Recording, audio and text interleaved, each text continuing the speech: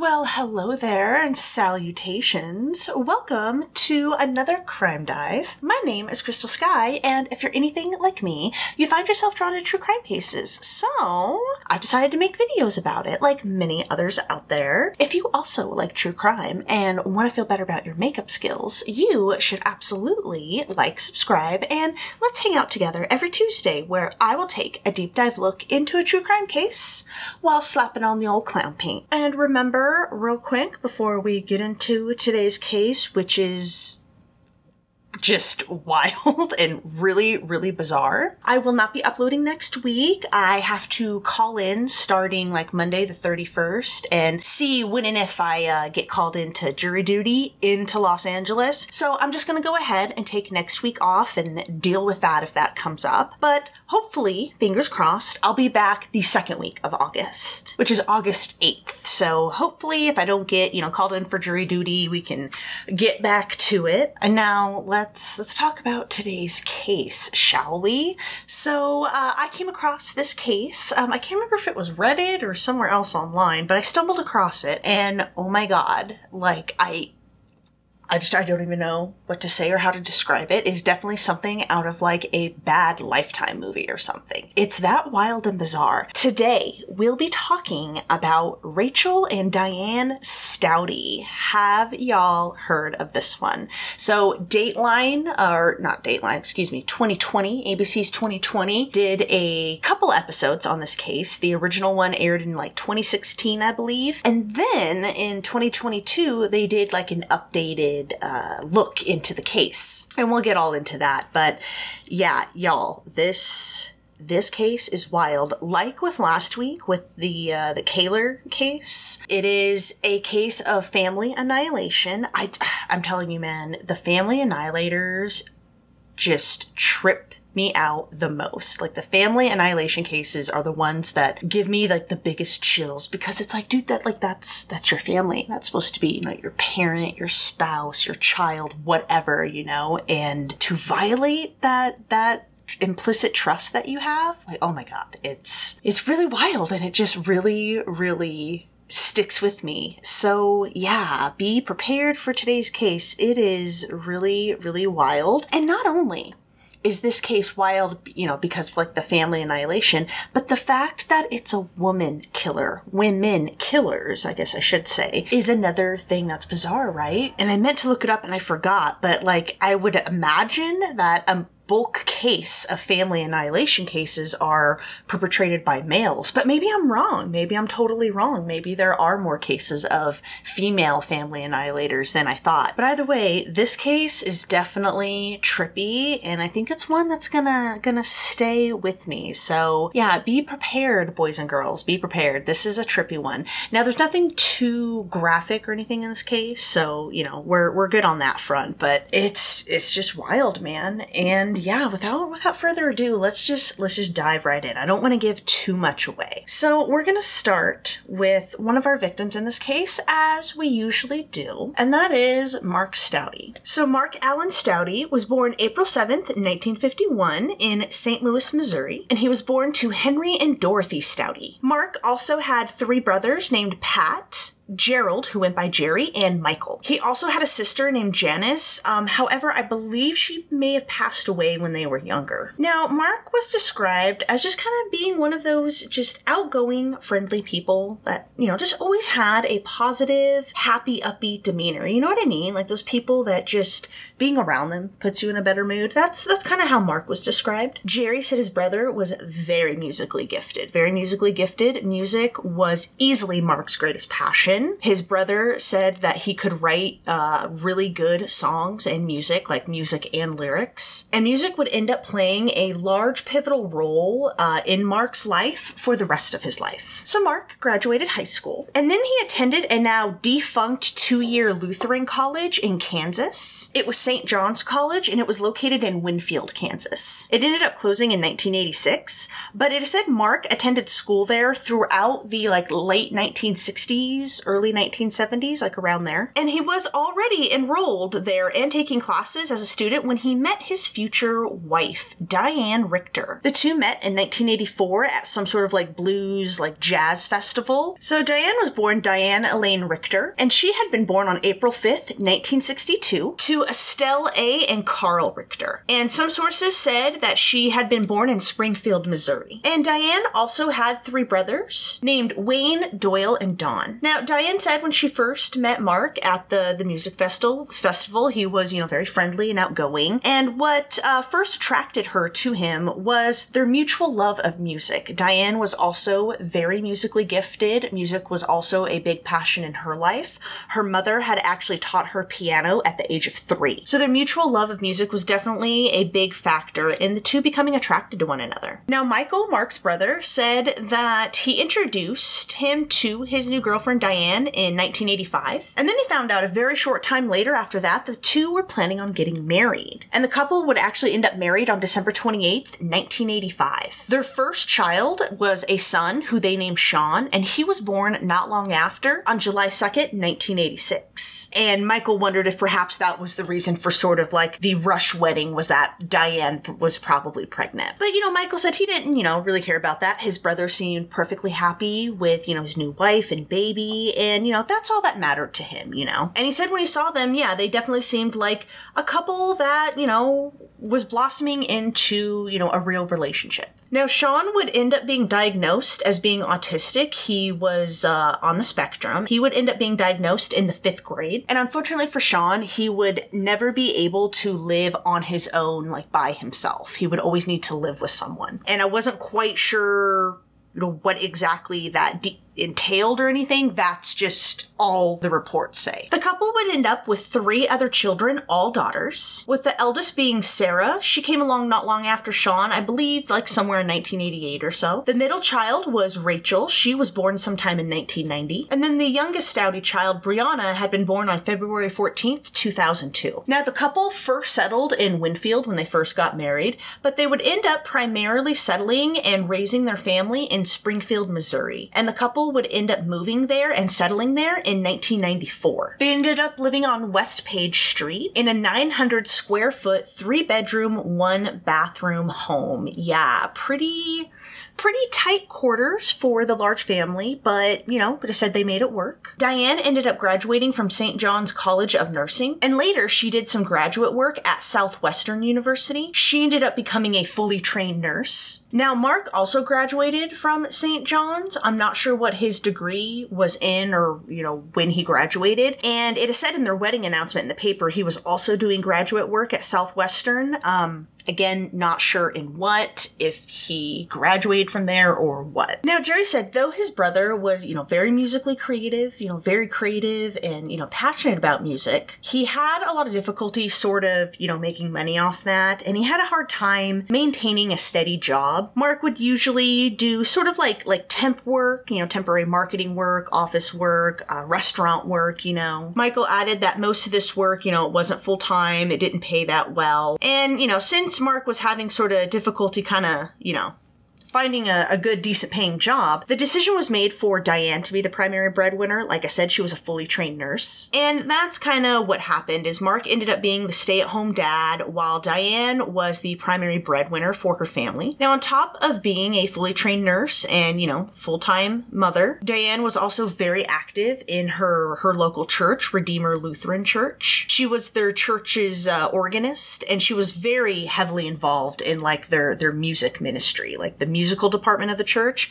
very heavily involved in it. The pastor there, Jeff Sippy, would end up growing quite close to the Staudte family. Him and Mark would meet up like once a month and just sort of catch up over coffee, And then, of course, he saw Diane often at church. Like I said, she was very active in her church. Jeff said that Diane was very diligent in her work at the church. She was very highly organized. She liked things planned in advance and was just like a very structured sort of person, He said Mark, even though he was like a dear, sweet soul, he saw that he did kind of struggle in life a little bit. He saw how overwhelmed the family could seem at times. But, he also saw that like at the core, he believed like, oh, the family really loved each other, It's just, a little stressful, you've got 4 kids, small house, you've got one primary steady income coming in, so there's going to be a little bit of stressors there, but nothing that would indicate what we'll get into. Now, since Sean, the oldest, was autistic, I don't think he held a job at the time of the events of today's case. I know that he had graduated Springfield's Central High School in 2005, but I don't think he held a job at the time of the events of today's case. Now, Diane said that her son loved reading about Sweden and architecture and mechanics. She said these were like his fixations and what he was really interested in. Now, Michael, Mark's brother, said that the impression that him and Mark's side of the family got was that Diane was a little bit in denial as Sean was growing up that he was autistic, and she didn't want to admit, that her son, was on the spectrum and everything that entails, which is just so sad. I know that's a very common problem. And it's like, dude, you should just accept your kids for, who they are, acknowledge when they need help, and yeah, just kind of go from there. Like putting your head in the sand and going la la la la la doesn't do anything, right? But yeah, Michael said that was the impression that, Mark's side of the family sort of got. Now, at the time of the events of today's case, the eldest daughter, Sarah, had also graduated high school, and she had attended college at Missouri State University, and it was here that she studied French. She spoke fluent French. She was hoping to be a French to English translator. That's what she wanted to do with her life. She ended up graduating with her degree in December of 2012.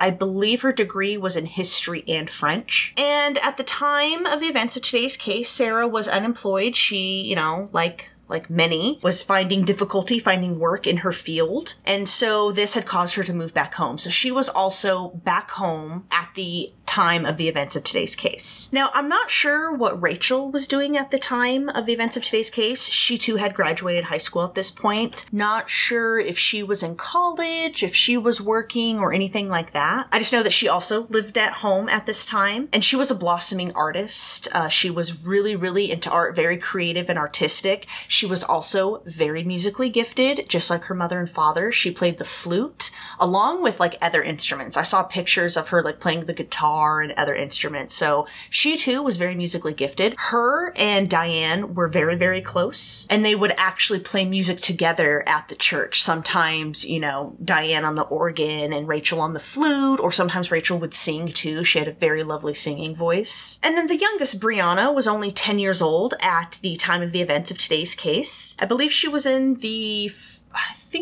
said she was in the 4th or 5th grade at the time of the events of today's case. And she also has some sort of learning disability. None of the reports stated what that was, but just that she had some sort of learning disability. Diane said that Brianna was really into dinosaurs. Her favorite animals were cats, and that at only 10 years old, she was already very gifted with computers.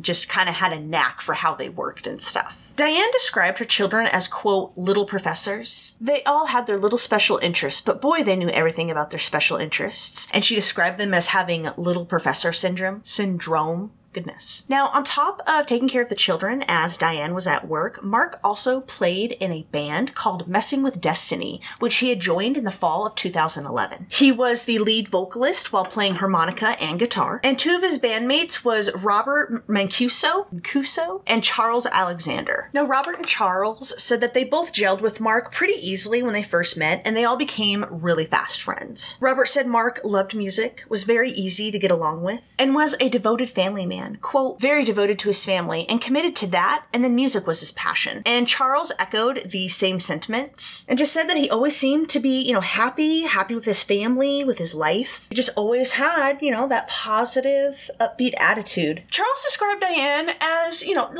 mean, but maybe a bit standoffish. Definitely not nearly as friendly or warm as her husband. In an interview, he said the vibe he got from her was sort of I can tolerate you standing on my driveway, talking to my husband or whatever, but that's kind of about it. You know what I mean? In fact, Charles said throughout their whole friendship, he never once actually stepped foot in the Staudte home. And one time, he asked Mark about this, hey man, I've known you all this time, we do all these gigs together. I've never even stepped in your house. What's up with that? And he said Mark would just always make up stuff, or maybe maybe not make up, but would always just be like, oh, well, Diane's super busy right now. Oh, she doesn't want anything in the house right now. She does everything for everyone, yada, yada, yada. So definitely got the sense that it was Diane sort of not wanting people in the home. Robert also said that his friend had very strong opinions, and he would often write into like the editorial section of the News Leader, which was the local paper. And I actually did stumble across quite a few of write-ins that Mark had done. He described himself as an independent, protested the invasion of Iraq, and also objected to Rush Limbaugh being inducted in the Missouri Hall of Fame. Those were just some of the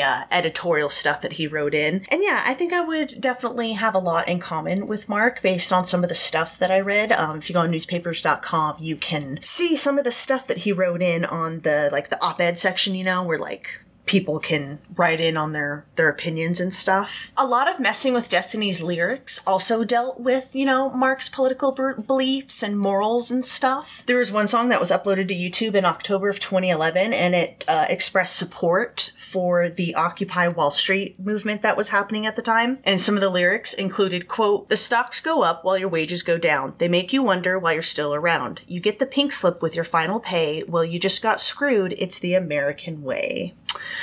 Not much has changed since 2011, huh? How relevant are those lyrics today? Now, at the time of the events of today's case, Messing with Destiny was actually getting a little bit of traction. They were actually booking gigs in Branson, Missouri, which, what was it described as? The Midwest's Las Vegas. And they were booking, semi-regular gigs with marquee billings. So yeah, they were doing all right at the time of the events of today's case. So, like with Minnie, the family looked perfectly happy, normal, and average from the outside, right? As they all do. However, on the inside, Diane was actually miserable and bitter, and she hated her life. She felt trapped. She hated all of her family. She hated that 26-year-old Sean was autistic and needed someone with him like the rest of his life, that he'd never be able to live independently. She hated that. She hated that 24-year-old Sarah was still living at home, hadn't gotten a job, had student loans coming up, and she hated her. And she was super, super resentful of her husband, Mark. She was angry at being relegated to the primary breadwinner of the family, and she resented his aspirations of becoming a musician. She hated that he was never able to hold down a steady, well-paying job. And on top of that, Mark was described as a slob. His own brother described him that way, and said, yeah, Mark didn't really help around the house. He was pretty messy. He didn't cook either. So when it comes to this specific point, I can kind of get Diane's frustrations a little bit, right? It's like, dude, you're the stay-at-home dad. That's sort of where you should be picking up the extra slack. But it is said Diane also had to be the cook and then the cleaner around the house. So on that specific instance, I can understand getting frustrated, but believe me, that will be the last thing I agree with Diane on. Now, the only family member who Diane seemed to outwardly and inwardly love and not resent is the middle child, Rachel, who was 22, and she was described as being a star student, and according to a local reporter, quote, "She is a musician, she plays the flute, she loves math, she loves chemistry, she's an artist, and she loves poetry." Rachel was essentially the golden child as far as Diane was concerned. You know what I mean? And I mentioned this earlier, right? They played together at the church. They were both heavily involved in the church's music ministry. And yeah, even according to, Pastor Jeff, it was very clear that the mother and daughter were very close, that was a very tight bond and relationship. Their closeness was also evident on Diane's Facebook postings. She heaped bunch of praise and congratulations, whenever Rachel would post one of her accomplishments or a piece of art that she did or something.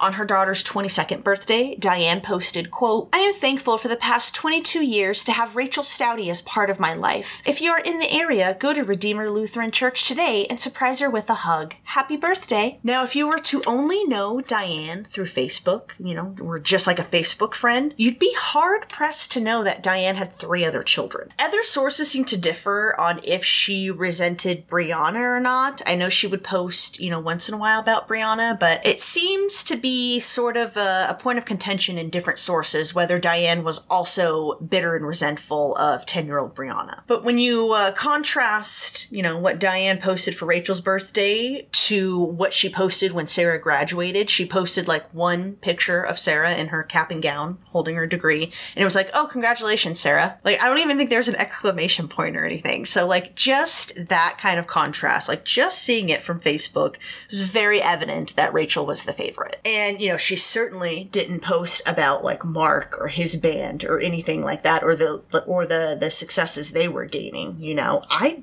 don't even think she attended any of his shows. That would shock me if she did. So knowing all of this context, all right, and knowing what's really going on in Diane's mind, I guess it shouldn't come as too much of a surprise that Diane would confide in her favorite child about what had been occupying her mind. How to get rid of all of the dead weight from their lives. Y'all, this case is bizarre. Now, we're not sure, you know, who said what or when or whatever, but we do know Diane was the main instigator in all of this. She brought it up. She was the one who kind of took the charge, took the lead on it. And Rachel, for whatever reason, decided to go along with everything. So let's get into it. Now, we don't know how long they planned the murders, but it was at least for half of 2011, at least, if not earlier. Now, as they were plotting, you know, murder, the plan was to kill Mark. They decided to research different methods of killing people. And this included, you know, suffocation, overdoses on a myriad of, like, pills. And eventually, as they were, you know, Googling and searching all this, they stumbled upon antifreeze. Now, the signs of antifreeze poisoning are apparently really, really subtle because they mimic so many symptoms of like a really bad cold or flu. Now, within 12 hours of ingesting antifreeze, one can seem to appear drunk. You know, they'll slur their words, maybe they're a little unsteady on their feet. The central nervous system gets slowed down. The antifreeze is absorbed into the body fairly quickly, and that's when it crystallizes. And when it crystallizes, that's where, like, real damage can be done. And it can begin to crystallize and cause real damage in as little as 30 minutes after ingestion. So the harmful component in antifreeze is ethylene glycol. We've all heard of that, right? And it's sweet tasting and odorless. So, you know, if antifreeze was mixed with something that was already sweet, say like a tea or a soda, it would be really hard to detect if you were drinking it, you know what I mean? Now, ethylene glycol is used in a variety of mechanical processes, apparently, and it's due to its low freezing point and high boiling point. And chemically, it's not too far off from alcohol. Quote, when ethylene glycol breaks down in the body, it forms chemicals that crystallize, and the crystals can collect in your kidneys and can affect kidney function. Ethylene glycol also forms acidic chemicals in the body, which can change the body's acid-base balance and affect your nervous system, lungs, and heart. And this is according to the U.S. Agency for Toxic Substances and Disease Registry. So definitely pretty serious. On top of all that, it can also affect your brain, neurological function, and cause permanent brain damage as well. Now, according to the National Oceanic and Atmospheric Administration, as little as 2 ounces of antifreeze can kill a dog, 1 teaspoon can kill a cat, and 2 tablespoons can be harmful to children. An adult would exhibit symptoms of antifreeze poisoning with as little as 10 millimeters, which is less than half an ounce. So it doesn't take a lot at all. Now, after significant ingestion, you can die from antifreeze poisoning within 24 to 72 hours after ingestion. Autopsies also don't typically test for antifreeze poisoning because it's so uncommon and because it is super hard to detect because of how quickly it is absorbed into the body and chemically broken down. Now, Diane and Rachel decided this right here, for all the reasons we just listed out, was the perfect way to get rid of Mark. They went ahead and bought some antifreeze online, even going out of their way to buy a like special tasteless, like odorless one. The antifreeze sold in stores has like a bittering agent added to it to prevent ingestion. But yeah, they were dead set on getting rid of the dead weight in their lives, and so they ordered a special tasteless one. So as mother and daughter were plotting, Rachel kept a journal of what they were planning on doing, what they were thinking and doing right now. It was a purple diary, and in it, she detailed everything that her and her mother were discussing. In an entry that was dated June 13th, 2011, Rachel wrote, quote, "It's sad when I realized how my father will pass on in the next 2 months. P.S. Sean, my brother, will move on shortly after. It will be tough getting used to the changes, but everything will work out. She wrote how she was pleased that she was able to take the time to get used to Mark and her brother being gone. Yeah, by this time, they were also planning on killing Sean. Rachel did write, though, that she was also happy that she would get her dad's car once he was gone. Can you believe this, guys? Her own father. She's talking about this with her mother. And then let's remember, not just plotting and, like, talking and, like, actually, you know, doing this stuff. She's then writing it down in a journal, guys. Writing it down. Like, what is happening? And then finally, in the very beginning of April 2012, Rachel and Diane decided to start executing on their plan, and they were going to start with Mark. So Diane laced Mark's Gatorade with antifreeze. Remember, the special tasteless kind that she ordered online. And because of what we've discussed, shouldn't be too surprising that it didn't take long for Mark to start exhibiting symptoms. So when he was rehearsing and recording with Messing with Destiny on Friday, April 6th, 2012, he was described as being out of sorts, as if he wasn't like all the way there, you know, like he wasn't really present in the moment. He was also slurring his words a bit. It is said that Mark was so out of it that the band didn't even get the recordings that they needed to get. That's how out of it Mark seemed. Charles said that the next day, Saturday, April 7th, Mark's birthday, his friend showed up to his house, and Charles said he was completely shocked to see how yellow Mark looked. Like,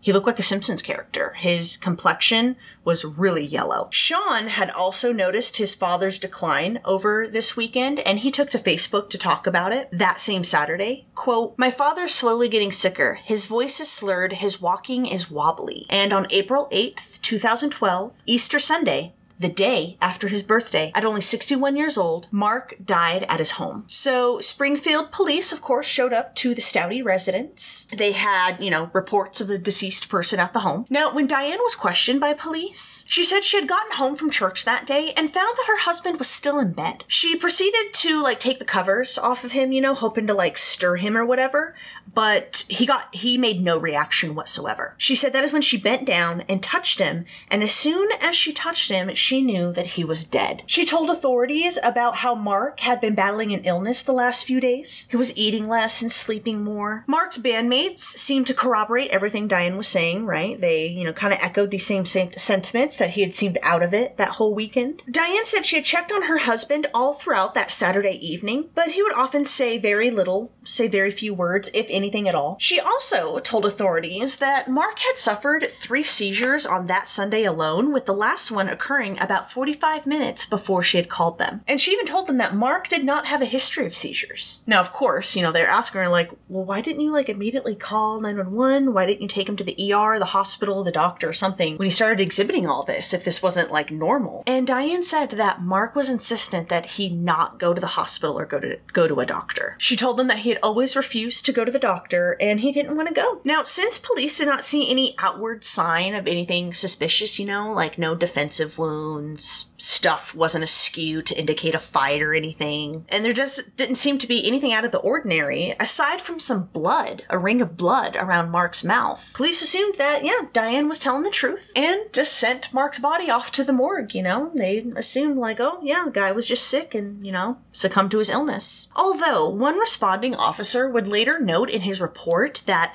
as they were talking to Diane, and they had Mark's body on the floor, you know, I'm guessing probably to, like, get it onto the stretcher and put it into the coroner's van or something, but they were talking. They had Mark's body out on the floor, and as she's talking to them, she just kind of stepped over Mark's body. And, you know, that's certainly not illegal or anything like that, but, like, the officer thought that was super weird, and he noted it, which, you know, is why we're talking about it, because he noted it in his report that it was just very odd, and it stood out to him. Now, coupled with Mark's age, diet, and lifestyle, the pathologist Doug Anderson ruled that Mark had died from natural causes, and he didn't see a need for an autopsy. Now, the deputy Greene County medical examiner, Tom Vandenberg, said that medical examiners have to be pretty picky about who gets an autopsy and who doesn't. They just simply don't have the time or resources to autopsy every single body that comes through the morgue. Quote, there were no initial indicators to the police or to our office of foul play. Thus, Mark's body was not autopsied. Afterwards, Diane quickly had Mark's body cremated. His ashes would later be scattered over a lake, and his death certificate read his official cause of death was a heart attack brought on by heart disease. Now, everyone was of course shocked when they were told of Mark's death. Pastor Jeff, remember, from Redeemer Lutheran, he raised an eyebrow, though. Quote, there was nothing in me that believed that it was of a natural cause. I didn't believe that he died of a stroke, a heart attack, or in his sleep. I just didn't. There's nothing scientific. There's nothing professional about my observation. But my first words were, no way. He did not just die. The last time Jeff and Mark had met up for coffee was the Wednesday before Mark would die. At Mark's memorial, held on April 20th, there were many who noted Diane's demeanor and mood. Jerry said, quote, Diane seemed to take everything really well and just thought her casual, upbeat demeanor about everything was just an example of just how different people grieve differently, He definitely thought her behavior, was odd, but just figured, you know what? People grieve in different ways, He was told, Mark had died of a heart attack. And, that's kind of what he took. Like, Jerry and Mark hadn't been especially close in about 10 years. I don't think they had physically seen each other in about that time. Jerry lived all the way in Maryland, so they lived far away from each other as well. And yeah, Jerry didn't really know Mark or his family too well. The brothers would exchange, Christmas cards and the occasional email here or there,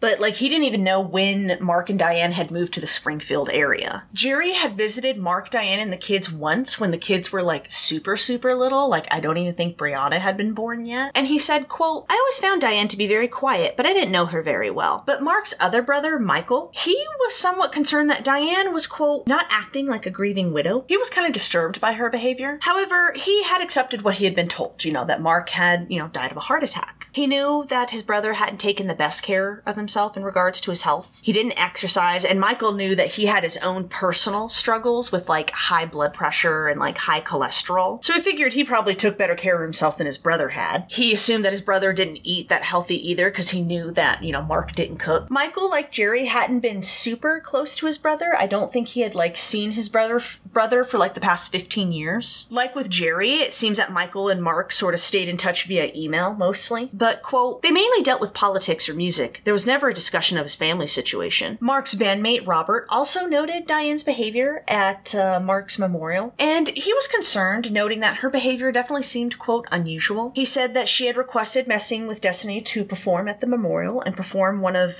Mark's favorite songs, which they did. Quote, during the memorial, she was acting more concerned about being the perfect host and making sure that the guests were looked after, but no sign of grief, no tears. It was like she was hosting a party. There was no sadness. I thought it was just her way of grieving. He would later say that the band had, big plans. We talked about how they were booking semi-regular gigs, but those plans had all died with Mark. Quote, we had many plans, but it all came to an end with Mark, and it's kind of struggled ever since. And on her public Facebook page, which Diane was on, every day, and mostly consisted of inspirational posts and Bible quotes and comments on Rachel's stuff, Diane never mentioned Mark's death or his illness. The only mention on her social media about her husband at all had come on the day after Mark had died on April 9th, and on her Facebook post, it read, quote, for all my friends on Facebook, this past Sunday evening, Mark, my husband of 27 years, reached his eternal home. And then she quoted a Bible verse, which read in part, quote, let not your hearts be troubled, believe in God, believe also in me. Meanwhile, on her own Facebook page, Rachel posts about her father's death in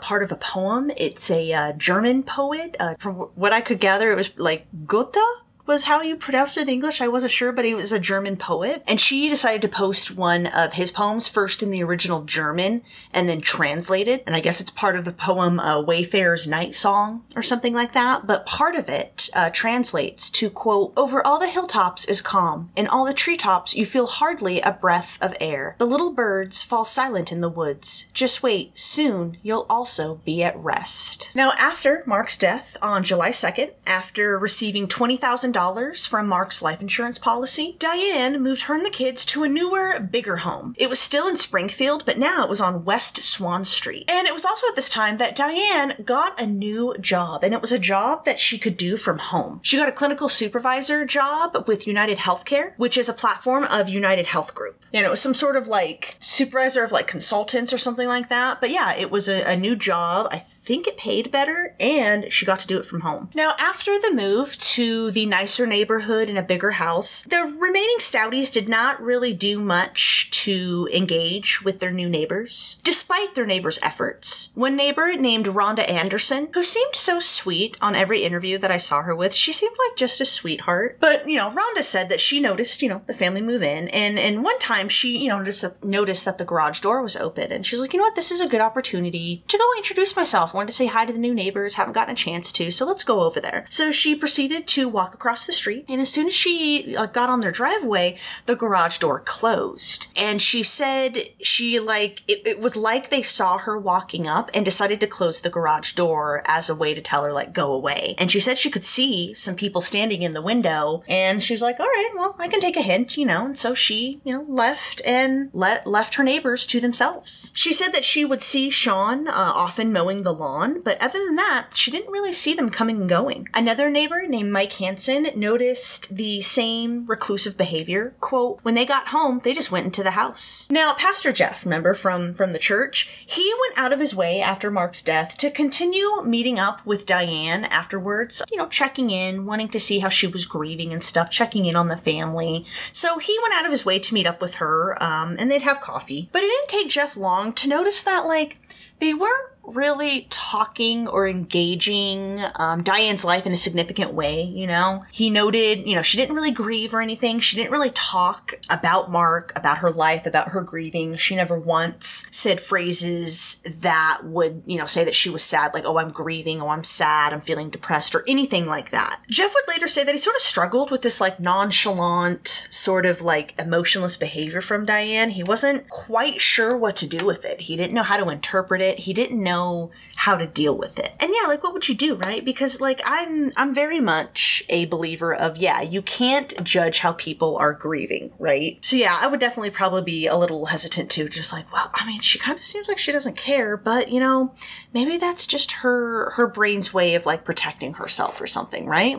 The human brain is wild, man. We don't really know a whole lot about it. I'd kind of be like Jeff, I think. I'd be man, how do I don't know how to take this, how to interact with this, Now, after moving into the home for just a couple of months, and just like they had done with Mark, Diane and Rachel then began lacing Sean's drinks with antifreeze, specifically his Coke. And they began in August of 2012. And then on September 2nd, 2012, Sean, who was only 26 years old, was found not breathing at his home, less than 6 months after his father had died. Now, officers arrived at the home with reports of an individual not breathing, and when they showed up, Diane told authorities that her son hadn't been feeling well the last 3 weeks or so, and had been experiencing flu-like symptoms. And she said because he hadn't been feeling well, she had been checking on him all throughout the night before. She said she went to church the next morning, and said when she returned at 12:30 p.m., she went to go check on her son, and she found him on the floor. He was curled up on the floor in a fetal position with a blanket over his midsection. She leaned over him and said that she was trying to feel for a pulse, but she couldn't find one, and that's when she had called 911. She said he had been experiencing diarrhea, nausea, body aches, headaches,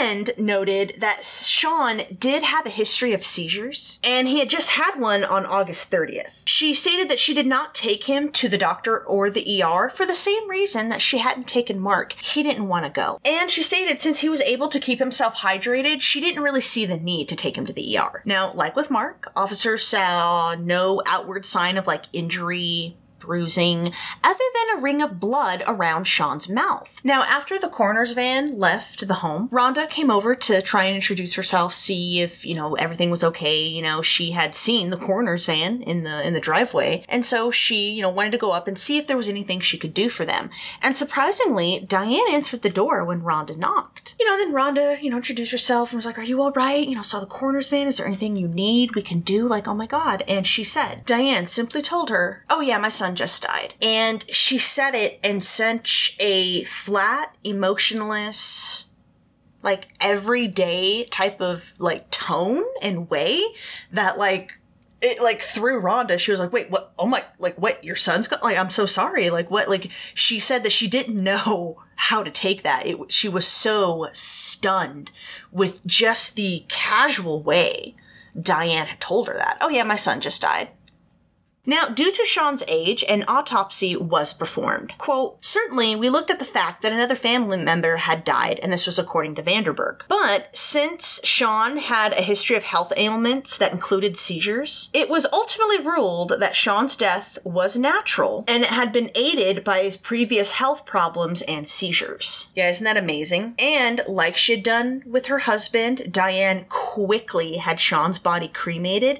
However, this is sad. However, unlike with Mark, Sean did not get a memorial, didn't get even an obituary. Michael, Mark's brother, said that they weren't even told that Sean had passed. He found out through another family member who I think saw Diane post about it on Facebook or something. Dan Anderson, Rhonda's husband, talked about how Rhonda had actually spent just a little bit of time with Diane, like, immediately after Sean's death. Quote, she said there was no sign of crying or sorrow, and there was no other family or friends. Usually expect a lot of activity at a time like that. Rhonda said that the Staudtes' reclusive behavior just ramped up after Sean's death. You wouldn't see them out, like, at all. She didn't even know how they got their mail, because their mailbox was at the end of the driveway, and she didn't even know when they got their mail, because she never saw them. Dan echoed the same sentiment, saying, quote, from that point, the garage door would go up, and they would drive in. Now, the only postings Diane made to Facebook that mentioned Sean or his death was when she posted, quote, to my Facebook friends and family, it's been hard for me to come up with the right words, but here goes. On Sunday, my oldest child, Sean, died. Although he had been sick lately, we thought he was getting better. Thank you to those who have called or messaged me. Please continue to pray for us during this time. Then on September 22nd, she posted about Sean for a second and last time. Quote, today we remember Sean's life. May we have a portion of the peace he now enjoys. Rachel made a post on her own Facebook exactly 1 month after her brother had died on October 2nd, and it read, quote, don't think I've seen Mom so chilled out like this in a long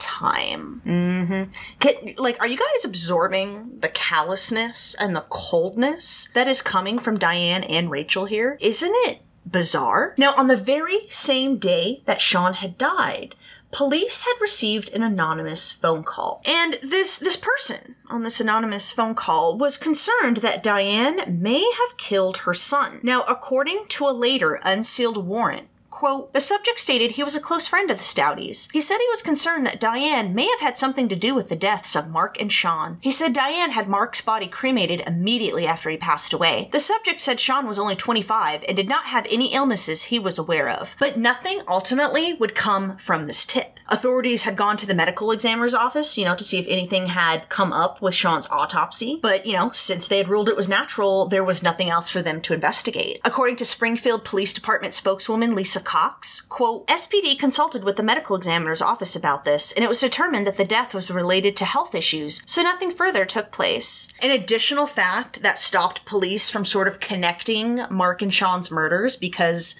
2 deaths in the same family within 6 months, that's suspicious, right? Was the fact that the 2 deaths had happened at 2 different residential addresses. So they're saying that also helped Diane and Rachel get away with a second murder. Unbelievable, right? Now, on the very last day of 2012, Diane took to her Facebook once again. She talked about the, quote, year of change, and wrote a tribute to her mother on the 20th anniversary of her death. She thanked her mother for inspiring her musical talents, saying, quote, she kept me from killing my brothers. I see a little part of her in my girls. On another Facebook post in the following year, on April 16th, 2013, she wrote, quote, hard to believe it's the last day of school and the last day of having a child in elementary school. And I think it was a photo of Brianna. So yeah, just moving on with her life like everything is fine, and she hadn't just straight up coldly executed her husband and son. Her first child, by the way. Now, meanwhile, I'm not sure exactly when. I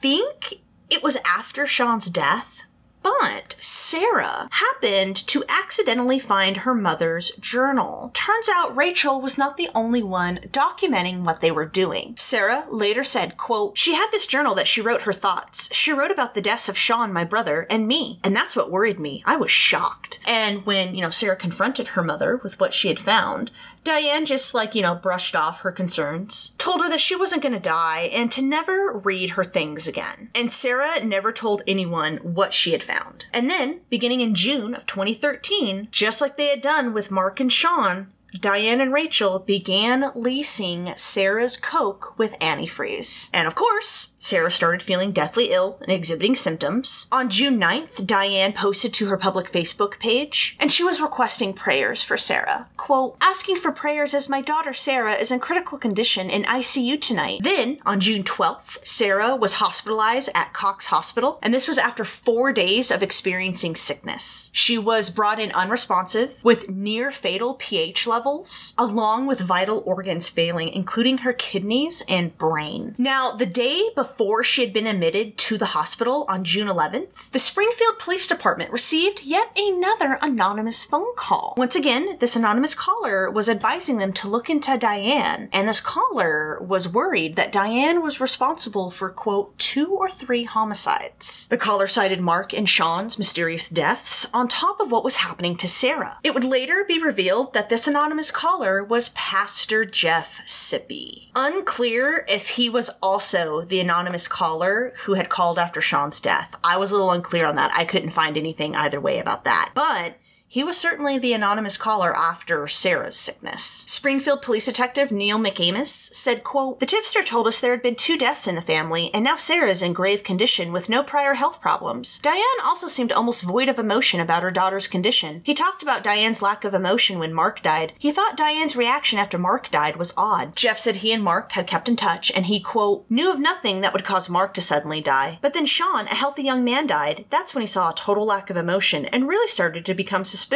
And this was what Jeff had told McAmis, because McAmis was the one who got that tip. Now, according to Jeff, Diane had gone to church that past Sunday despite Sarah's grave condition in the hospital. And her condition, when I say grave, dude, that's an understatement. She was on the verge of death. And he also thought it was odd that Diane never brought up what was going on with Sarah at church at all. He didn't even know about it. Another parishioner had told him about it. Quote, she was at church and someone else told him that Sarah was at the hospital and wasn't expected to survive. He was so troubled and bothered, and that's why he had to come forward. And this was according to Detective McAmis. So McAmis and his partner then looked into the autopsies and file reports on Mark and Sean's deaths. And they were immediately stunned to see the common flu-like symptoms that both men experienced before their deaths and that now Sarah was experiencing. And it was after they saw this that they decided to open an investigation and kind of look a little further into this. On June 13th, they decided to go to Cox Hospital and interview the staff, the nurses and doctors who were currently caring for Sarah. And they kind of wanted to get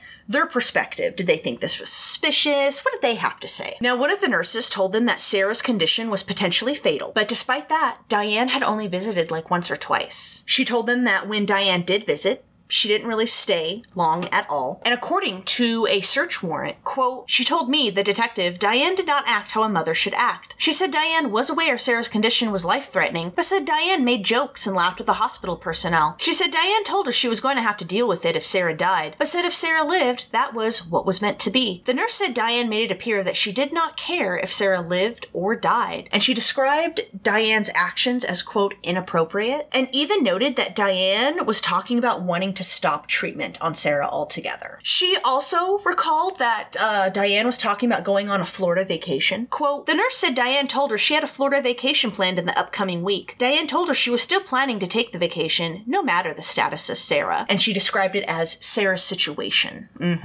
Yeah. Unbelievable, right? I think for me, one of the things that's really incredible with this case is as a woman, I don't understand how you can do that to your own child. You carried that child. That was a part of you for 9 months. I don't understand, as a woman coming from that perspective, how you could do that to your own child. A doctor talked to detectives, and he confided in them that Sarah's condition was, quote, very suspicious. And he told them that he started to suspect that she had been poisoned because all the other tests they had run on conditions and other stuff that had these similar symptoms had all come up negative. Quote, when I first reached out to the doctor who was treating Sarah, they had told me they had run just about every test they could run. They did start to think poisoning could be a possibility. The doctor said that he was suspicious that it was a possible poisoning case. At that point, I was told Sarah was pretty much given a 0% chance of making it. It was not if Sarah was going to die, but when. Meanwhile, on June 17th, Diane once again took to her Facebook page. And once again, she was posting about Sarah and her updates in the hospital. This is the most she had ever posted about Sarah. And she posted, quote, Sarah update, after talking with her nurses, if all goes well tonight, she might get out of ICU tomorrow. And 2 days after that, on June 19th, she posted, quote, Sarah update, out of ICU and able to walk a little. Now, in the end, Sarah was expected to survive, although the prolonged effects of what she would experience, what her life would be like, wouldn't quite be known until she fully recovered. Ultimately, Sarah would suffer permanent brain damage, and she would have to live in an assisted living facility for the rest of her life with a state-appointed guardian. She also had to relearn how to walk and talk, guys. Yeah, she had to start from scratch. So the next day, after that Facebook posting, on Thursday, June 20th, Diane was asked to come in for questioning down at the police department. And this would end up being a 4-hour interview with Detective McAmis. He said, quote, I contacted Diane and she agreed to come down to speak to me. And at that time, we had no evidence. They had run tests at the hospital on Sarah and nothing was detected at that point. So it started out as an informational interview. Now, initially, Diane told McAmis about Sarah's condition and how she was still alive. And she told him, quote, I'm looking at the lab reports and it's like, you can't be living. Her kidneys were shot. She had a brain bleed. Her pancreas was acting up. It's bad. And then she laughs. She was as close to death as you could get. She then went on to talk about Mark's death. Quote, my husband died last year of a heart attack. He had a lot of medical issues though. She said that Mark never took care of his health, that he was diabetic, he wouldn't stop smoking, had suffered liver issues, as well as seizures before he had died. McAmis then moved the conversation to Sean, and when he asked her if she had a son, Diane responded, quote, no, not anymore. He died. And you guys, the interrogation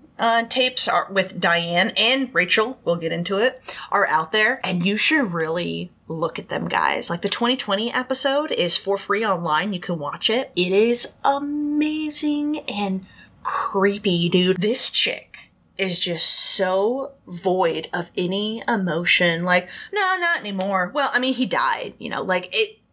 I just couldn't, I was like, dude, what is happening here? What is happening? She said Sean had been sick with flu-like symptoms before his death, which had been caused by one of his past seizures. McAmis said, quote, I had to be very careful in speaking with her because is this someone who has just been terribly unlucky that her family has had these terrible tragedies? Or is this something a lot more sinister? It was a very fine line I had to walk during that interview. Diane admitted that she thought Sarah could be difficult, and she may have delayed bringing her daughter to the hospital, but she denied hurting either of her children. Quote, I didn't hurt my kids, and that's what I feel like you're insinuating I did. I may not be the best mother in the world, but I didn't hurt my kids. When Mark died, it was actually a relief. I just don't tell people that. I don't know what else to say. McAmis kept pushing her, though, you know, talking to her, appearing to sympathize with her, you know, that classic interrogation technique. You know, he was telling her how he could understand how she could be frustrated and how, you know, this frustration with her family could have just, you know, caused her to reach her breaking point. He told her multiple times that he could help her tell her story so that people would understand, while always making certain not to outright accuse Diane of anything, right? He was trying to be very, very careful with this interrogation, as we know, right? You got to be careful because a good defense attorney is going to be able to throw anything you get out as inadmissible. Quote, I began putting a little bit more pressure on her. Diane had a career in nursing, and when she couldn't really explain why this was going on, some of her explanations didn't make sense. So I put a little pressure on her just to see where it would go. Now, at what point, McAmis asked Diane, like, hey,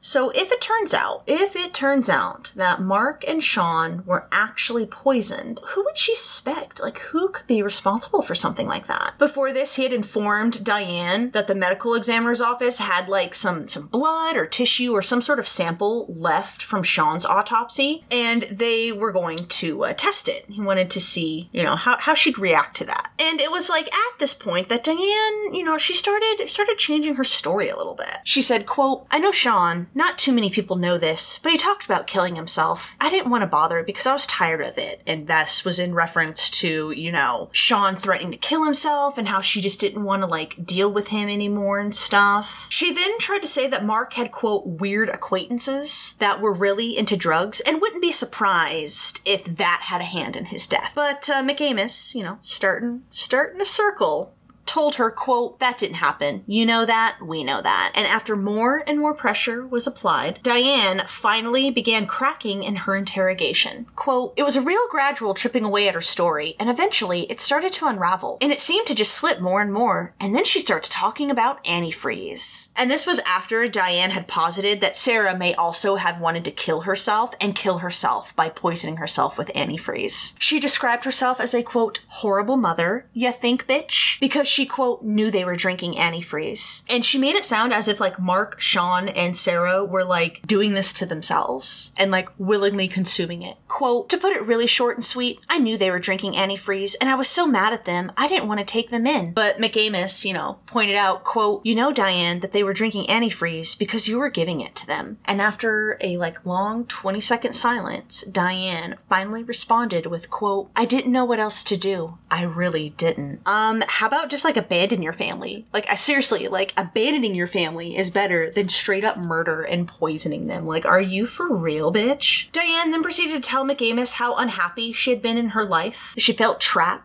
And that's when she had started researching ways to rid herself of her problems. And that led her to antifreeze. Now, according to the probable cause statement, quote, "Eventually she admitted that she used antifreeze to poison them all. She admitted that she researched the use of antifreeze as a poison on the internet. She admitted that she put the antifreeze in Mark's Gatorade over the course of 2 days and told police that she killed her husband because she, quote, hated him." And she described their relationship, quote, "We were still married, but it was not what you'd call a good marriage." She accused Mark of yelling at her, abusing her, and even cheating on her. Quote, "He was running around and he would drink and smoke pot. I hated his guts. I mean, I hated his guts. By then, I hated his guts. He would throw things at me. He would throw things at the kids. I guess I'd just had enough."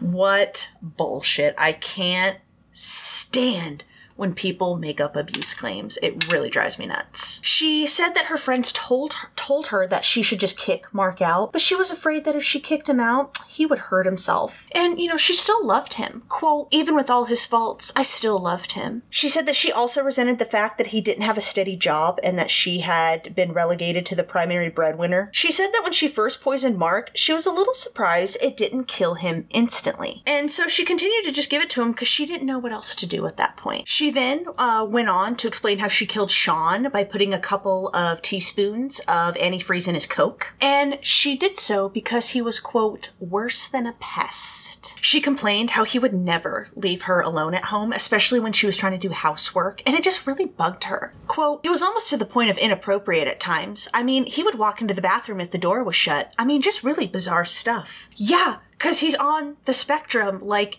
it takes an extra concerted effort to sit there and, like, have these conversations with your son, Diane. But, you know, of course she's not going to do that. She's an ableist pig who is angry that her son has autism. Like, let's keep it real. It's exactly what it is. She's angry and bitter and resentful, and, you know, she hates her son. That's why she killed him. Which I guess it shouldn't really shock us that she's ableist, right? I mean, Mark's family saw that she was in denial and didn't want to admit that her son, you know, needed some extra help, and there's nothing wrong with that, you know? McAmis then asked her, quote, "He was such an interference and a bother that you just said you can't take it anymore?" And she said, quote, "He was more than a bother." Okay. Would a pest, would that be a good word for it? And she said, "No, it was more than that. Both Sean and Sarah would just basically, I don't know, trash the house, never help support or even contribute. Sean would be interfering with whatever I would do. He was more than a bother, more than a pest." Unreal.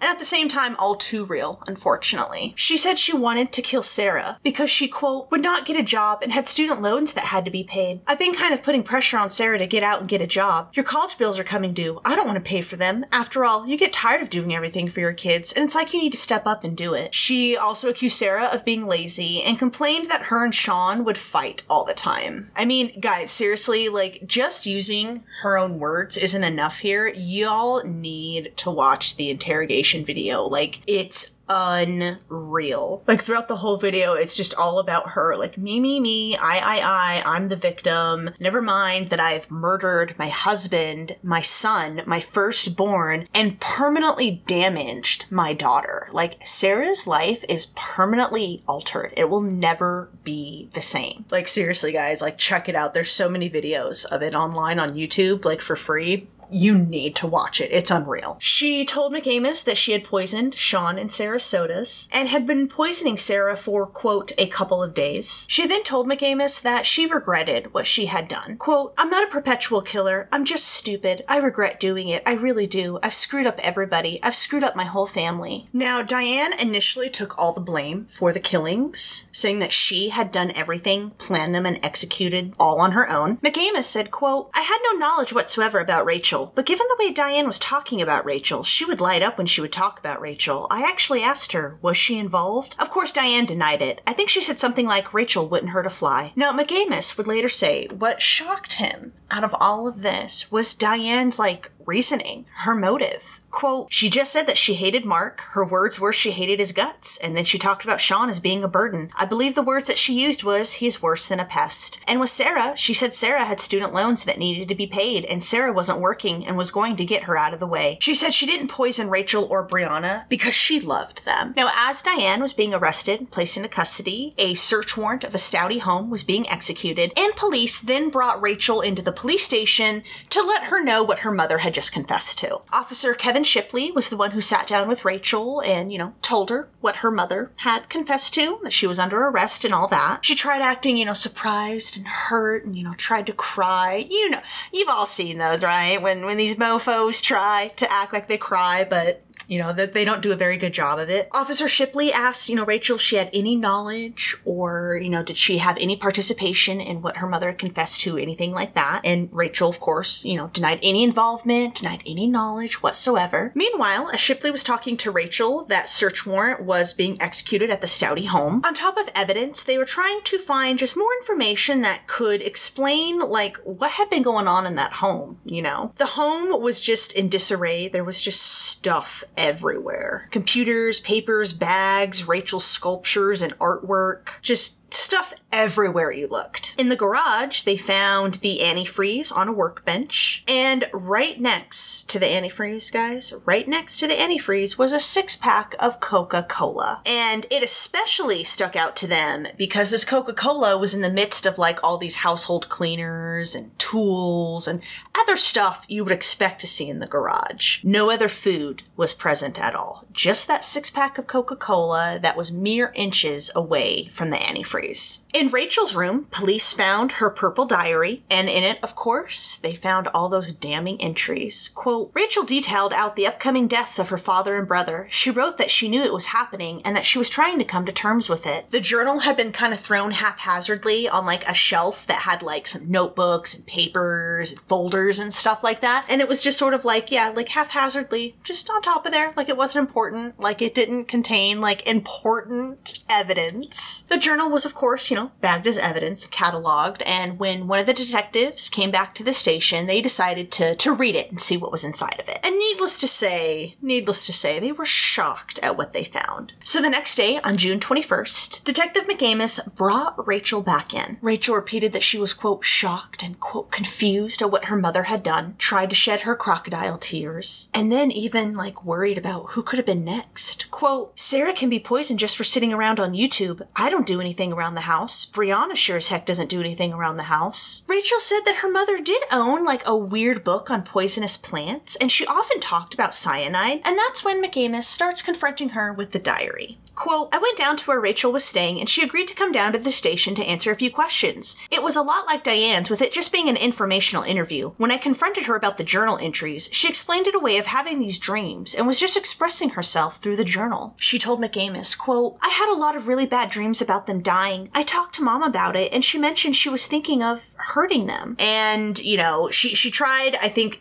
kind of like trying to put more of the blame on Diane and stuff like that. But eventually, you know, as time went on, she saw that the jig was up. And that's when she admitted to helping her mother kill her father, brother, and attempting to kill her sister. Now, according to the probable cause statement, Rachel did not want to kill her brother or sister, but she did so at her mother's request. She explained that her mother had first brought up the idea of killing her father, Mark, and then she just went along with it. Quote, Mom brought it up and then we discussed. And she said they talked about it as early as Christmas time. And I don't know if she meant Christmas time 2010 or Christmas time 2011, because remember that journal entry was June of 2011. She talked about how they had researched things on the internet, including witchcraft, and literally Googling how to kill your husband. And she explained how this had led to finding out about antifreeze. And she told them about how, you know, they wanted to use antifreeze because of how hard it was, you know, to detect in autopsies, and, you know, explained how they had even ordered a special tasteless one. Quote, both Rachel and her mother said they did a lot of research. They looked into poisonous plants. They said they looked into other methods of poison. And she said they eventually decided to go with antifreeze because they could get tasteless antifreeze. Rachel told McAmis, quote, because in general, you could put it in something and you couldn't taste it. She wanted a specific tasteless one. Now, as for the motive, Rachel told McAmis, quote, as far as Dad, it was for a little piece. Sean, because he was annoying.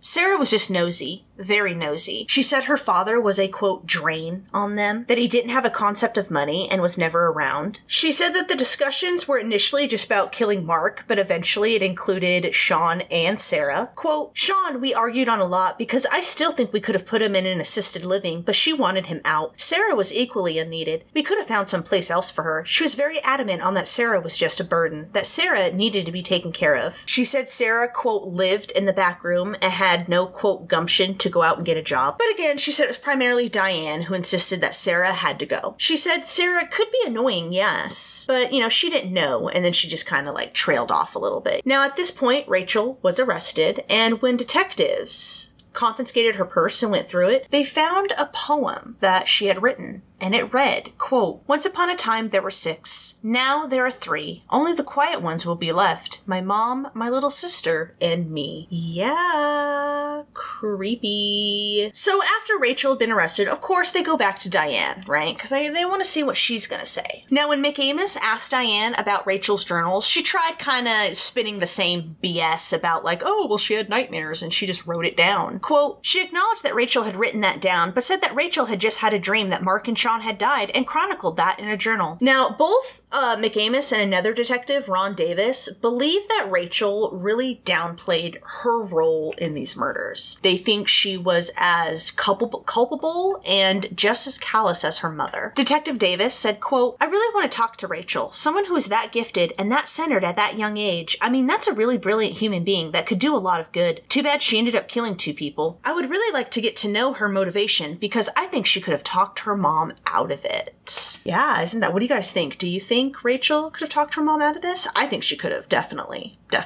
And in a separate interrogation after this, Diane then admitted that, yes, Rachel and her had planned and committed the murders together. Now, in yet another interview after she had been arrested, Rachel admitted that they had only taken Sarah to the hospital at her own insistence. Quote, I didn't want another one to die in the house because houses are nasty after somebody's died in it. I get a lot of nightmares. After Sean died, I moved into his room and it was awful. Awful in there. I kept feeling things in there. I just didn't want that again. Yeah. Can you, like, this bitch is just as cold and callous as her mother, if you ask me. Like, mother, like, daughter. It was at this time, get this, Rachel also dropped a bombshell when she told McAmis that they had planned to kill Brianna after Sarah. Yeah. Quote, what was so stunning about it all is at the end, she told me that after Sarah, they were going to kill the youngest daughter as well. And why? Rachel told him, quote, because I know there's no way in hell I'd be able to take care of her. I can't take care of me, so how could I ever take care of her? And she told McAmis they probably would have slipped the antifreeze in her sister's root beer, since she really liked root beer. And she went on to then describe Brianna as a burden.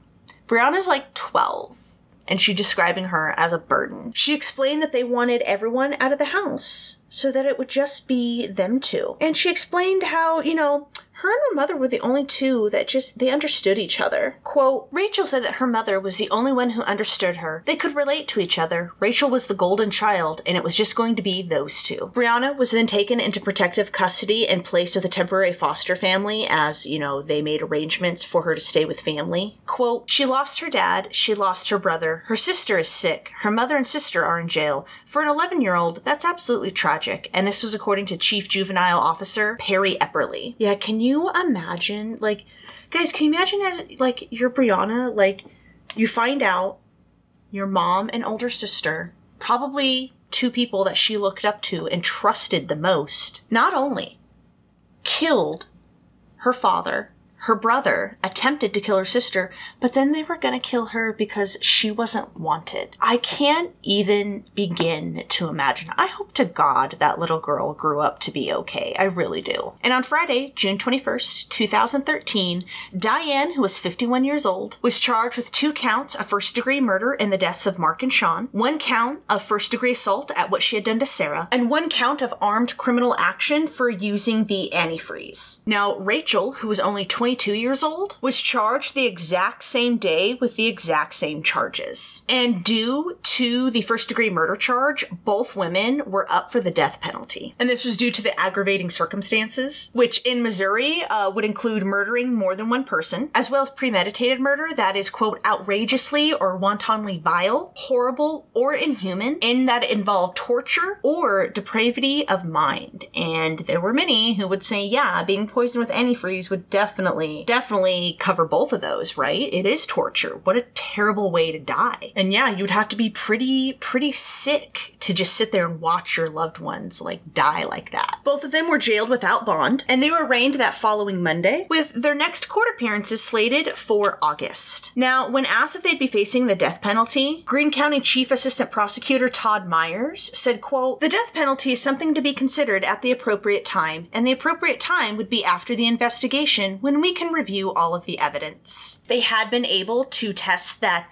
tissue, some blood or tissue sample or something from Sean's autopsy. Remember, we talked about that earlier. They had gotten the results back, and it did come back positive for antifreeze. Now, when news of this story broke, Jerry, remember, one of Mark's brothers, he was completely shocked and taken aback, as I think most people would be. Quote, I had no reason to suspect anything of the sort. I just think the whole thing sounded totally bizarre. And this is in reference to when he found out, you know, all the details. Now, Michael didn't seem as shocked to find out what Diane had done. In fact, her behavior at Mark's memorial kind of put it in perspective now. But what really floored him and shocked him was the fact that Rachel had been involved. Quote, when I found out he was murdered, I was kind of taken aback. I had not found out that Rachel was involved for about a day. And he told the press how he hoped that people would remember his brother as, like, a good guy. Quote, he was basically a good guy. At the memorial service, I learned he had been involved with helping the local homeless population, and he had never mentioned it before. I was proud of him for doing that. He was just a good guy who was struck down well before his time. Dan Anderson, remember, that was Rhonda's husband. They lived across the street from Diane and the kids, said of the news, quote, the news was definitely shocking to hear. When Sarah was first informed about who was responsible for her condition,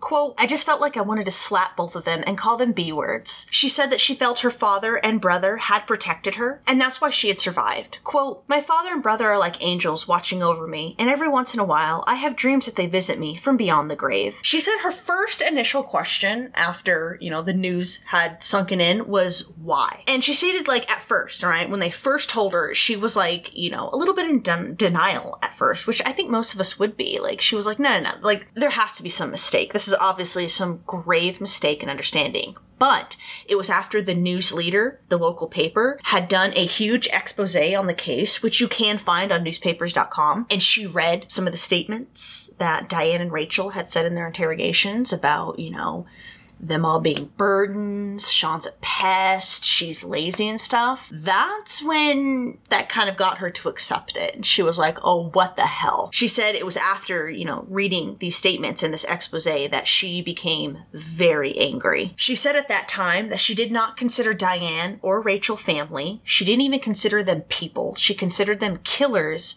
who had tried to kill her too. Now, the main question after the story broke that people had was, how could 3 poisonings go undetected, 2 of which resulted in deaths, go undetected by police? And questioned why that first anonymous phone call from the police hadn't led to anything. And Detective McAmis said, quote, I know that death by poisoning can often go undetected because it is difficult for the medical examiner to know what, if any, poisons to test for during the autopsy. However, based upon my experience, bleeding from the mouth is not common from a death due to natural causes. And it was specifically the blood around the mouth in Mark and Sean's autopsies that kind of pushed detectives to dig further into this. On Friday, June 28th, the arrest and search warrant was unsealed to the public. It had initially been sealed after the Greene County Prosecutor's Office had requested it, but after the local paper, News Leader, had requested it be unsealed on Thursday, June 27th, the prosecutor's office had allowed it. So in that warrant, that was the details of the 2012 anonymous tip. That was when that was revealed, as well as all the details that led to Diane and Rachel's subsequent arrests. This is also when SPD came out and explained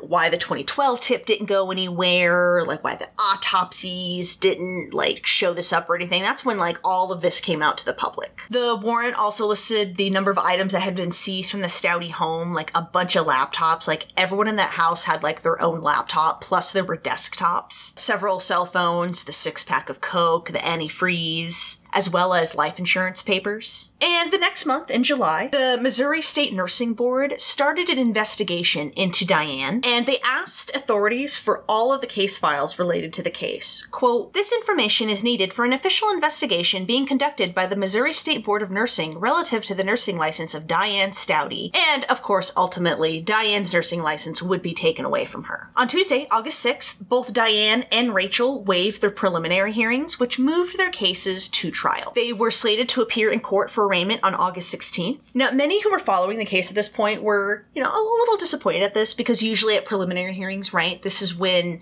more details get revealed because the prosecutors have to reveal their probable cause and why they should be charged with, whatever it is. And so people were wanting to, get more details. So they were a little bummed when the preliminary hearings were waived because that means they would have to wait even longer for more details. Because as you can guess, this was a pretty magnetic story for a lot of people. Isn't it bizarre? Not just a mother murdering her husband and her children and attempting to murder another one, but to, rope her other daughter into it? I mean, come on, dude. Like I said in the beginning of this video, it's like a bad Lifetime movie. Are there good Lifetime movies, actually? And I think people were also really anxious to hear, what Diane and Rachel had to say in their own words, But yeah, that would have to wait until trial. Michael was in court for the proceedings, and of course, Diane or Rachel never looked at him once, just didn't even acknowledge him, and he said it was definitely tough to get through, and that everything was much easier when he thought his brother had died of a heart attack.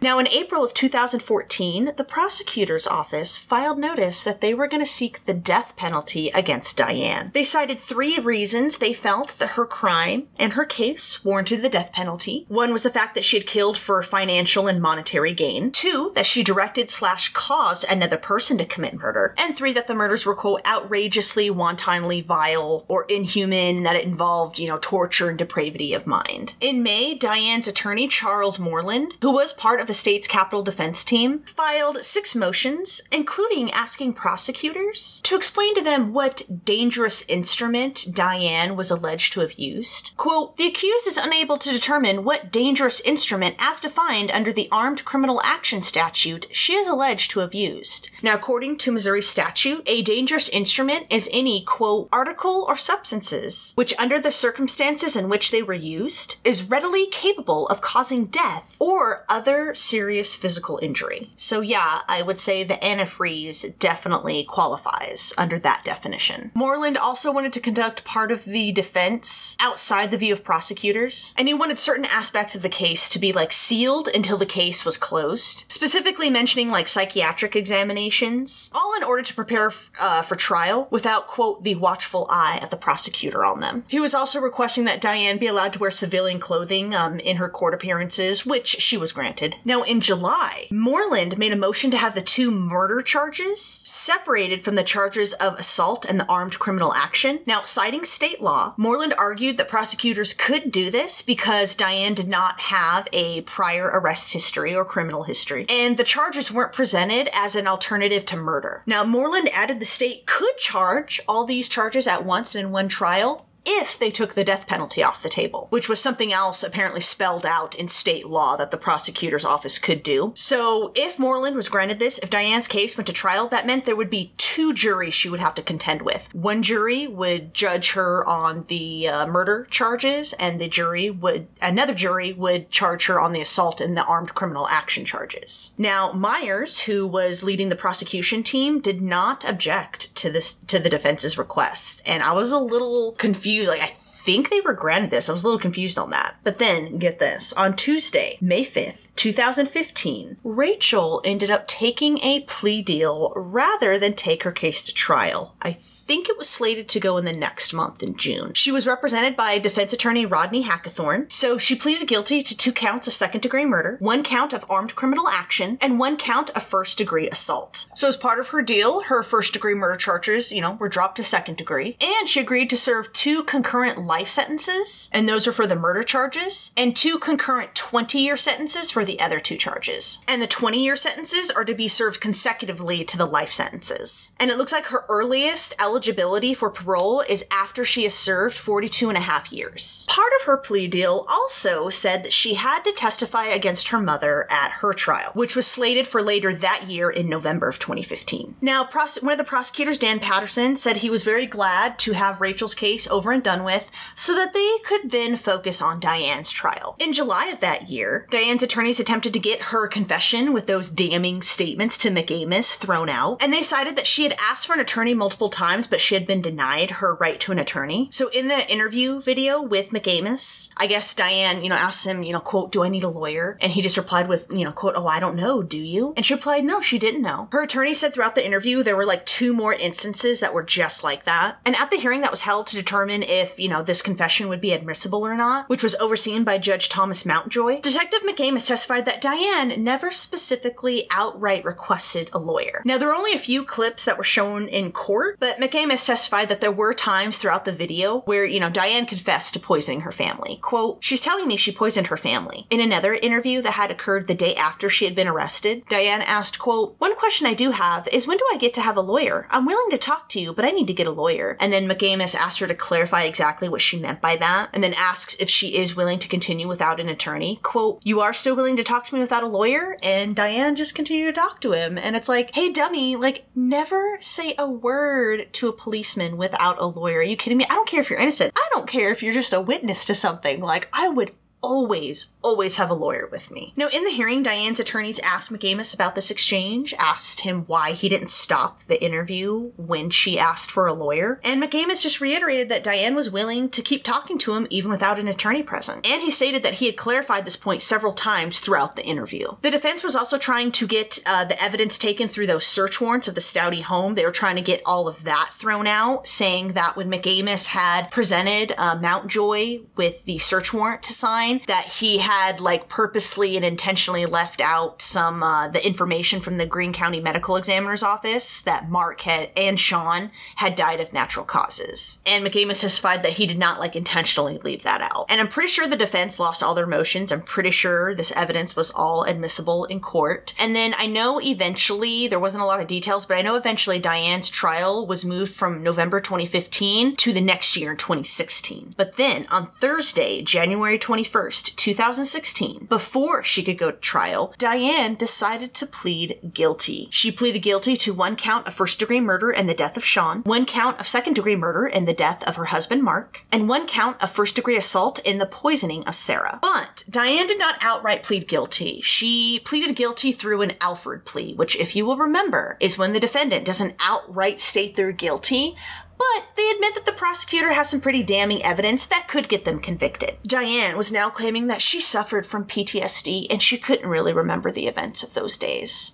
Okay. So as part of her plea deal, prosecutors agreed to drop the armed criminal action charge, which is what would have qualified her for the death penalty, because this charge has no maximum sentence. She was then sentenced to life in prison. She agreed to 3 concurrent life sentences, one of which carried the stipulation that she forever be ineligible for parole. Patterson said, quote, "One of our goals in this case was always that Diane Staudte would never leave prison. This was Diane Staudte's plan, and she brought her daughter into it." And he said the plea deal also, quote, "eliminates a long period of appeals that could have followed a jury trial." Now, as far as the motive was concerned, the only thing the public knew was what, Diane had said in her interrogation tapes. McCamus said, quote, "In essence, it was just disagreement with having these people in her life for whatever reason." In court, when Diane and Rachel were sentenced, Sarah read her victim impact statement. She had learned to walk and talk at least a little bit at that point. She still had to talk in short sentences, but it's still amazing that she was able to walk and talk after suffering what she suffered from. She was nearly dead, guys. But in her victim impact statement, Sarah said, quote, "I forgive my mom for what she did to me, but she not only took away my dad and brother, but she took away my lifestyle, livelihood, and independence. I prefer to be a survivor than a victim." So yeah, due to her injuries sustained from the poisoning, I mentioned this earlier, she has permanent neurological damage. She will no longer be able to live independently or on her own for the rest of her life. She has to live in assisted living,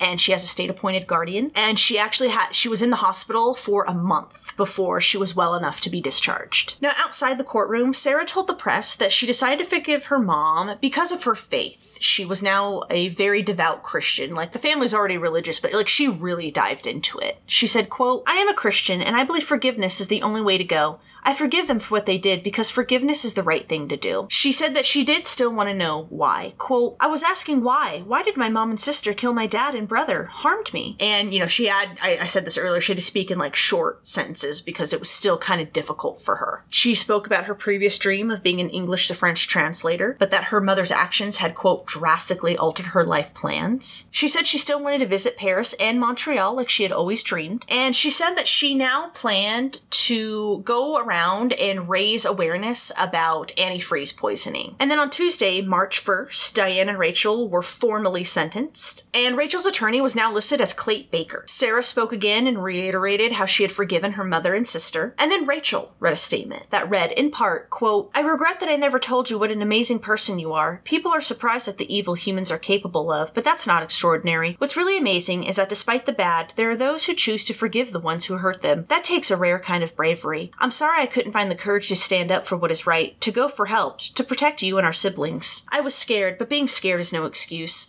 I am haunted by the reality of loss and grieve knowing that the guilt isn't just a phase. Your suffering could have been prevented, and I hate myself for not being there for you. I want you to know that you are an inspiration to me.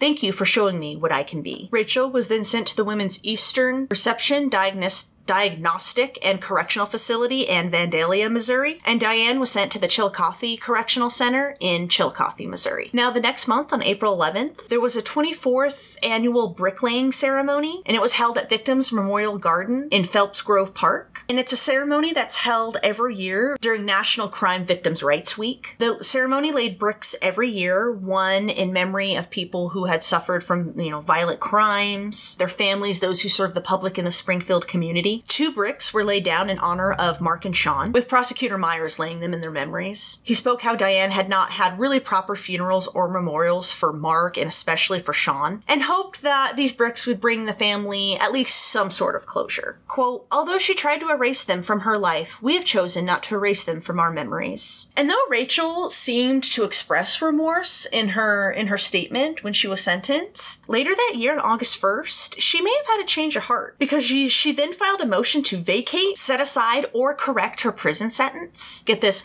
claiming that her fear of men had interfered with her right to due process. So in her motion, Rachel claimed that she was scared of all men, and she had been intimidated by both Hackathorn and Baker, as well as police investigators. Quote, when lawyers were appointed, my fear of men was not accommodated, leading to miscommunication, coercion, and mental duress. She likened being interviewed by McAmis, a male detective, as, quote, being flayed alive. She also claimed that she was not mentally sound when she had been interviewed by detectives, and she was unaware of her rights. She also complained of not getting a psychological examination, though she had requested one, of not being shown all the evidence in the case, that Baker was actually friends with one of the state's witnesses, and that Hackathorn had pressured her to make up her mind about the details of the case. And I couldn't really find any updates about this specific motion, but I'm pretty sure all of her motions were denied. And I can't stand when people do this, when they try to fake trauma or try to come across as a victim. Yo, Rachel, you're not a victim. You're a stupid bitch who murdered your own father and brother and tried to kill your sister. All because honestly, that's one of the big questions in the case is like, why? Like, I guess you wanted to be mommy's special little girl. I guess being the golden child wasn't enough. I don't know. But honestly, when she read her statement, when she was formally sentenced, and she read that statement about like, oh, I'm so sorry. Like, you can see the video online. I don't know. It's just a bunch of crocodile tears. It's that stereotypical, like, oh, I sound like I'm crying when I'm saying it. But there's not like a single tear. Eyes aren't red.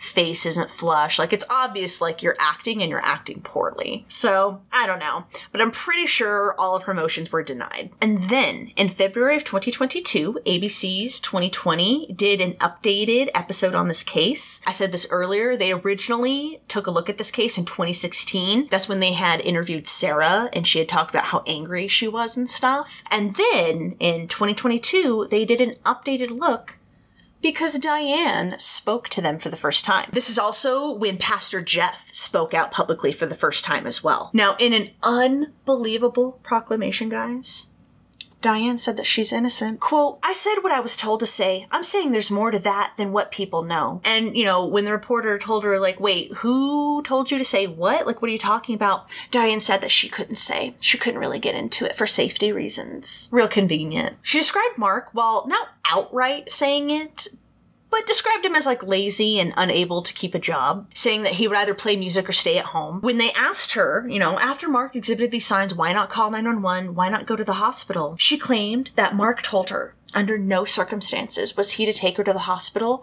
or he was gonna kill her. Now, she said when they were first married, Mark was so different. He helped out and all that, but as time went on, he helped out less and less, worked less and less, and drank more and more. She said he struggled with alcohol and drug addiction. She said that he had other friends and did not poison him. Quote, Mark was with some people that are very dangerous. People have disappeared. I was told in jail that Mark had been green lighted, meaning a hit had been placed on him. I'm saying somebody probably came in and gave him something. She said when she found Mark dead in his bed, she did not know how he had died. And I guess Diane had never publicly before brought up this tidbit about like Mark running with dangerous people. It's something her defense attorneys had never brought up or anything like that. And there is absolutely zero, less than zero evidence to corroborate anything that Diane said. There's no evidence to show that Mark struggled with alcohol or drugs. Pastor Jeff also added that Diane had never once come to him and complained about abuse, confided in him that Mark had like drug and alcohol addiction issues. Like in all the years that she had gone at the church and, you know, how active she was, never once did she confide in anyone about the supposed abusive issues. He said he saw that they were a family sometimes, quote, overwhelmed and sometimes could be a little, quote, stressed, but nothing like Diane, like what Diane was now claiming. Charles, remember Charles Alexander, Mark's bandmate, also pushed back against this narrative of Mark being an addict, saying that because he was a singer and played the harmonica, he didn't even really drink a whole lot. It wasn't really, quote, his thing. He'd have like a drink now and then, but that was about it. Diane acted like she was forgetful of Sean's symptoms and how sick he had been before he had died. And when the reporter was describing how Sean was found, you know, like on the floor, writhing in pain and like clutching his stomach, like, you know, was she worried? Diane just said in like her usual flat, emotionless tone, a little bit. Yeah, just like that, guys. Like, you can watch this 2020 episode, the one from 2022. It's for free online, and it is amazing. She is just so dead. She admitted that she should have taken Sean to the hospital, yes, but just like with, his father, he didn't want to go.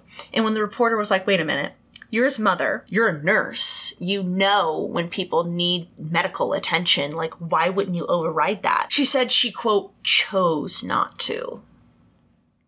She described Sarah as throwing loud temper tantrums and being kind of like an obnoxious, unruly child who had separation issues. Going on and how, like, yeah, Sarah was always attached to her and how, she was the primary breadwinner, and just really kind of amping up just like how miserable her life was, and that like how Sarah being such a rotten child had added to that or something. It was really bizarre. She said she had no idea how bad Sarah's condition was until they got to the hospital and she was told. And in fact, it was at this point right here, right, where Diane tried to imply that she herself may have been poisoned. She was being asked about like her demeanor when Sarah was at the hospital, and the reporter was like, you don't think that like looked suspicious, like the way you were acting? And Diane was like, no, I didn't even think about it because I was too busy thinking about like, why does my head hurt? Why does my neck hurt? Why does my back hurt? Why can't I pee? And like talking about how she was feeling so ill. She didn't think about how her behavior was appearing to others. Are you kidding me? Now, in reference to Sarah and how she has to live now because she poisoned her, get Diane's statement. Quote, I'm sorry for what she went through, but I'm sorry for what everybody goes through. I'm sorry for what I've had to go through. She said that she was sorry for what her whole family had gone through, but she was not responsible for the poisonings. And of course, McAmis vehemently pushed back against everything Diane was saying. Quote, there's nothing whatsoever to show that anybody was involved in this case other than those mentioned already. Diane and Rachel, the ones that killed their family. He said their investigation into Mark, kinda turned up the same thing, that he enjoyed the occasional drink once in a while, maybe smoked weed once in a while, but didn't run with like drug dealers, gang members, or anything, didn't struggle with addiction or any of that. He also said that Diane did not appear sick or exhibit any type of symptoms or signs that she was feeling ill when he was interrogating her. Now, and get this, oh my god, you guys. Diane also now states, because the reporter was asking her about those damning statements she told McAmis, like, oh, worse than a pest and all that, right? Diane now claims that she doesn't remember that at all, guys. Yeah, she doesn't remember. She doesn't remember saying any of that at all. Okay, you know that, like, doesn't mean anything, though, right? She denies that Rachel was her favorite, saying that she didn't have a favorite child. And when the reporter asked, like, well, Rachel pretty much came out, took the plea deal, and said you guys did this, she said Rachel didn't know, quote, the whole story. She said she took the Alford plea to save her family from someone, but of course, declined to mention who that someone was or elaborate further. Not once throughout the entire interview did Diane admit guilt, admit responsibility. She denies everything and even tried to say that Sean had killed himself. So what, Mark and Sarah were targeted, but Sean killed himself? Like, what the hell are you talking about, you stupid bitch? And then, when this dumb cow was shown an updated photo of Sarah living at a group home, the first thing Diane said was, oh, she's gained weight. Are you kidding me? Really? You want to talk about looks, bitch? Because Diane looks like a hag, dude. She looks like shit. Watch the episode. She's ugly, she's haggard, and she is a murdering psychopath. Like, I don't know, that just really upset me. It's like, yeah, you know why? Yeah, she probably has put on weight. You know why? Because it's probably hard to take care of your body like that when you're suffering from all the shit that Sarah now suffers from. Who knows what her metabolism is now? Because her stupid bitch mother decided to poison her. Like, I don't know why, but like, the whole episode, I was like grinding my teeth because Diane was just infuriating. But for some reason, she's gained weight, like, just really pissed me off, knowing that poor Sarah suffers and will never have her old life back. I don't know. It just really triggered me. Fuck Diane. And speaking of Sarah, so she, we talked about before, relearned how to walk and talk, had to start from scratch, guys. But get this. So, she has to live in a group home / assisted living, but she learned to play the bass guitar and the violin. She still has, aspirations and dreams of being some sort of translator. So I don't know if she taught herself French or what, but yeah, it was just amazing that she was able to start from scratch like that. And then now, yeah, like playing bass guitar and violin and stuff, like, it was really amazing. Now, from what I could find, Sarah was previously on the staff of some sort of like behavioral services company, and she now lives in Sedalia, Missouri. And that was the most like up-to-date info I could find about Sarah, so I really hope she is trying to live her best life. I really hope things have worked out for her. And it is said that Diane has zero communication with Sarah or Brianna, but she still occasionally writes to Rachel. And that, boys and girls, was the bizarre, twisted case of Diane and Rachel Staudte. Isn't that amazing? Like, you really should watch the 2020 episode. They have like behavioral like psychologists and people like that talking about it and analyzing Diane's interview with 2020. And it was amazing. One guy, he had worked for the FBI in like their behavioral unit, you know, studying criminal behavior and stuff like that for like 13 years or something. And he was talking about what makes this case even more sinister was the way that Diane like groomed Rachel for what they ultimately did. And I just thought that was like an interesting way to look at it and phrase it. Like, yeah, she did kind of groom Rachel. Like, you don't think she was talking shit about Mark to Rachel and kind of like priming her? And that's kind of what he was saying, is that like, yeah, she groomed Rachel and primed her until she could come to her with her true thoughts. And I just thought it was super interesting. And yeah, they had another chick, some sort of like, I think, clinical psychologist or something, I can't remember, but yeah, just talking about how, yeah, dude, Diane is just without remorse, without sympathy. It's all about her. And yeah, it's just amazing. Like, Diane thinks she's so much smarter than everyone. And it's like, you're a stupid bitch is what you are. You are dumb. You think you're so much more clever and smarter than everyone around you. And you're not. You're sitting in jail, dummy.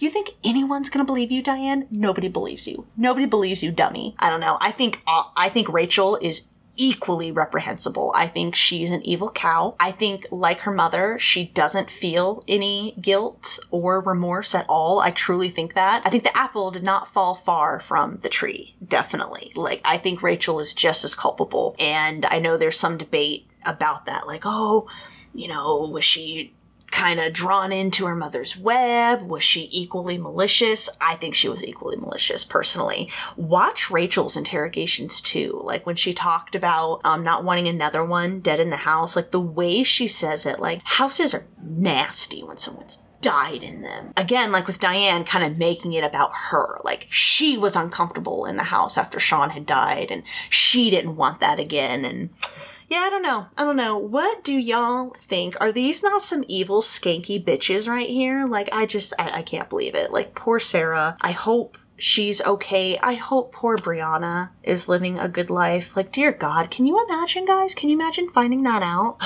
I don't know.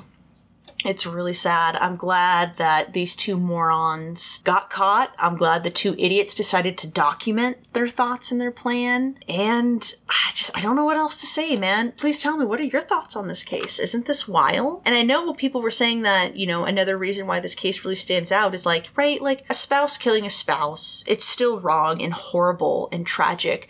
But there's like this sense of like, I can understand the motive, right? Like, oh, crime of passion, or, you know, over the years, the relationship sours. But like, what really fucks with people, I think, is not just the fact that it's a woman, not just the fact that it's a woman who killed her husband and children, like children that she carried, you know. I think it's the fact that she then roped in another child to help in this. Like, it's wild, man. It's wild.